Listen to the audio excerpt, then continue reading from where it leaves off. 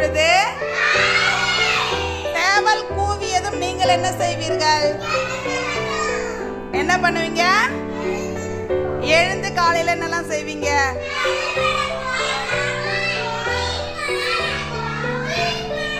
குயில் எப்பொழுது பாடியது?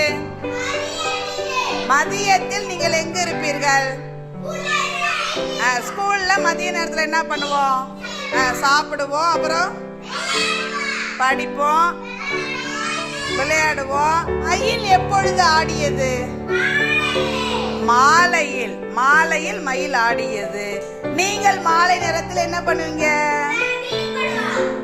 பள்ளியில இருந்து எங்க செல்வீங்க? வீட்டுக்கு போயிட்டு என்ன பண்ணுவீங்க? டியூஷன் போவீங்களா? மாலை நேர வகுப்புக்கு போவீங்க. விளையாடி விட்டு அதன் பிறகு எங்கு செல்ல வேண்டும்? இல்லம் தேடி கல்விக்கு செல்ல வேண்டும். எல்லா பறவைகளும் எப்பொழுது தூங்குனாங்க? எங்க தூங்குனாங்க? நீங்க எங்க தூங்குவீங்க? நீங்கள் எப்பொழுது தூங்குவீர்கள்? நமது வகுப்பறைக்கு ஒரு பூனை குட்டி வந்திருக்கு. அந்த பூனை ஒரு நாளைக்கு செய்யக்கூடிய எல்லா செயல்பாடுகளும் அங்கே கவிழ்த்து வைக்கப்பட்டுள்ளது. அந்த பூனை என்ன செய்யுதோ அதை நீங்கள் செய்கை மூலம் காட்ட வேண்டும். மற்றவர்கள் அனைவரும் என்ன செயல்பாடு செய்கிறது அதை நாம் காலையில் செய்வோமா, மதியம் செய்வோமா, மாலை செய்வோமா, இரவு செய்வோமா என்று சொல்ல வேண்டும். தொடங்கலாமா?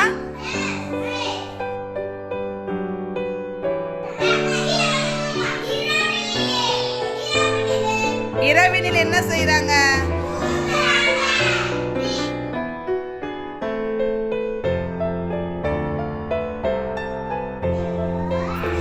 என்ன செயல்பாடு? எப்பொழுது குளிப்பீர்கள்?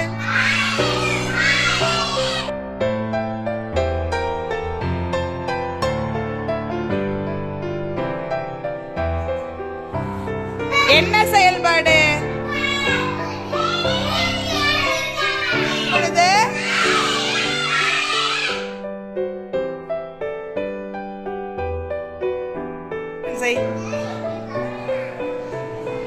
என்ன செயல்பாடு?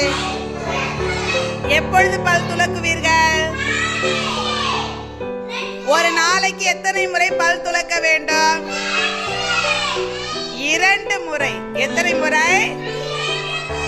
எப்பொழுது? காலை எழுந்தவுடன், இரவு தூங்குவதற்கு முன். சரியா? அடுத்து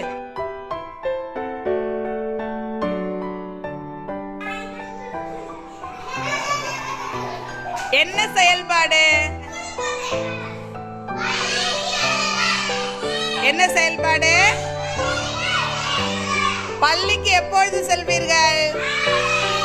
காலையில். எப்பொழுது?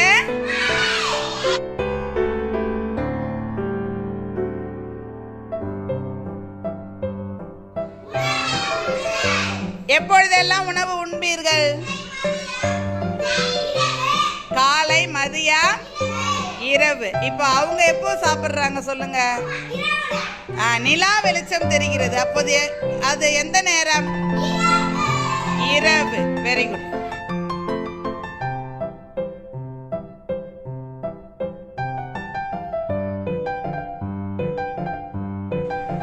என்ன செயல்பாடு?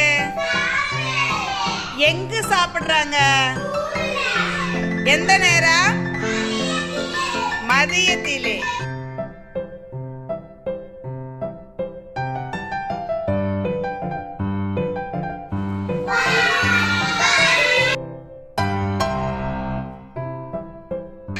என்ன செயல்பாடு? எப்பொழுது வீட்டுக்கு செல்வீர்கள்? மாலையில். எப்பொழுது?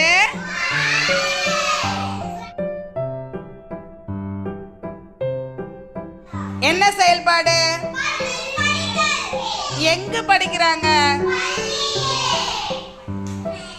எந்த பொழுதில் பள்ளியில் இருப்பீர்கள்? பகல் பொழுது. எப்பொழுது சாப்பிடுகிறார்? என்ன சாப்பிடுறீங்க? எந்த நேரத்தில் சாப்பிடுறீங்க?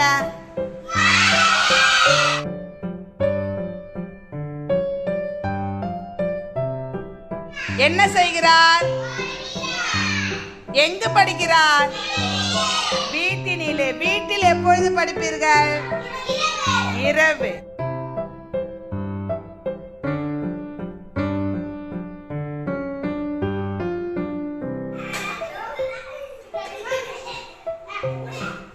என்ன செயல்பாடு? விளையாட்டு எப்பொழுது விளையாடுவீங்க? மாலையில். எப்பொழுது விளையாடுவீர்கள்? இப்பொழுது ஒரு நாளின் செயல்பாடுகள் அனைத்தையும் உங்களுக்கு வரிசைப்படுத்த தெரியுமா? வேகமாக, மெதுவாக. எந்த செயல்பாட்டிற்கு அதிக நேரம் ஆகிறது, எந்த செயல்பாட்டிற்கு குறைவான நேரம் ஆகிறது என்பதை நாம் இப்பொழுது செய்து பார்க்க போகிறோம். இங்கு 2 எல்லைக்கோடுகள் உள்ளன. முதல் எல்லைக்கோட்டிலிருந்து இறுதியாக உள்ள எல்லைக்கோட்டை தொட வேண்டும். நான் என்ன செயல்பாடு சொல்கிறேனோ அந்த செயல்பாட்டை செய்து கொண்டே கைகளை தட்டி எண்ணிக்கையால் கணக்கிட வேண்டும். எத்தனை முறை கைகளை தட்டுகிறீர்களோ அந்த எண்ணிக்கையை கரும்பலகையில் பதிவு செய்ய வேண்டும். அதன் மூலமாக எந்த செயல்பாட்டிற்கு அதிக நேரம் எடுத்துக்கொண்டது, எந்த செயல்பாட்டிற்கு குறைவான நேரம் எடுத்துக்கொண்டது என்பதை பார்க்க போகிறோம். தொடங்கலாமா? காலடியால் நடங்க. காலடி.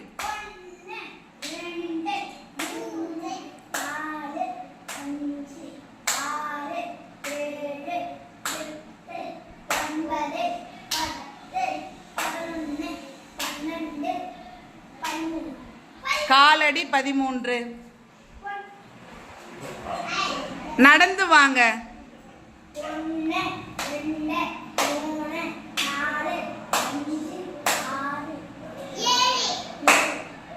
எத்தனை முறை கை தட்டினாங்க? குதித்து கொண்டே வாங்க.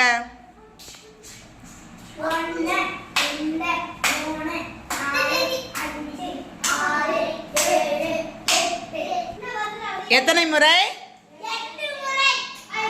நொண்டி அடித்து கொண்டு வாங்க.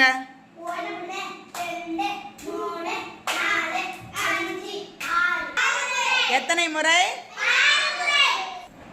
ஓடி வாங்க. எத்தனை முறை?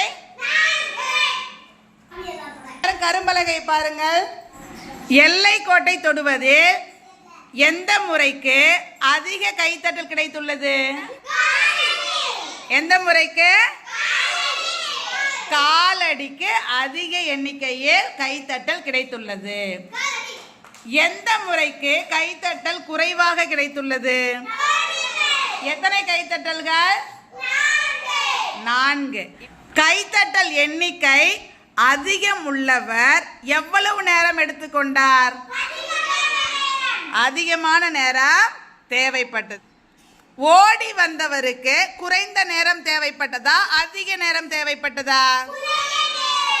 குறைந்த நேரம். அப்பொழுது வேகமாக நடந்த செயல் எது? மெதுவாக நடந்த செயல் எது? ஓடுதலுக்கு அடுத்தபடியாக வேகமாக நடந்த செயல் எது? நொண்டி அடித்தல். நொண்டி அடித்தலுக்கு அடுத்தபடியாக வேகமாக நடந்த செயல்பாடு எது? நடத்தலுக்கு எத்தனை கைத்தட்டல்கள் வாங்கினாங்க? 7. அதிக அளவு நேரம் எடுத்துக்கொண்ட செயல்பாடு காலடி. கைத்தட்டல்கள் அதிகரித்த போது நேரமும் அதிகரித்தது. கைத்தட்டல் குறையும் போது நேரமும் குறைந்தது. எதற்கெல்லாம் அதிக கைத்தட்டல் இருந்ததோ அதற்கெல்லாம் அதிக நேரம் தேவைப்பட்டது. எதற்கெல்லாம் குறைவான கைத்தட்டல்களின் எண்ணிக்கை இருந்ததோ அதற்கெல்லாம் குறைவான நேரம் தேவைப்பட்டது. இப்போது அதிக நேரம் எது, குறைந்த நேரம் எது எளிமையாக கண்டுபிடிப்பீர்களா? வேகமாக செய்யும் செயல்பாட்டுக்கு குறைந்த அளவு நேரம் போதுமானது. மெதுவாக செய்யும் செயல்பாட்டிற்கு அதிக அளவு நேரம் தேவைப்படும். நாம் செய்யக்கூடிய எந்த செயல்பாடாக இருந்தாலும் விரைவாக செய்தால் நேரம் குறைவாக தேவைப்படும். மெதுவாக செய்தால் நேரம் அதிகமாக தேவைப்படும். அதற்கேற்ப நாம் நம்முடைய செயல்பாடுகளை செய்ய வேண்டும்.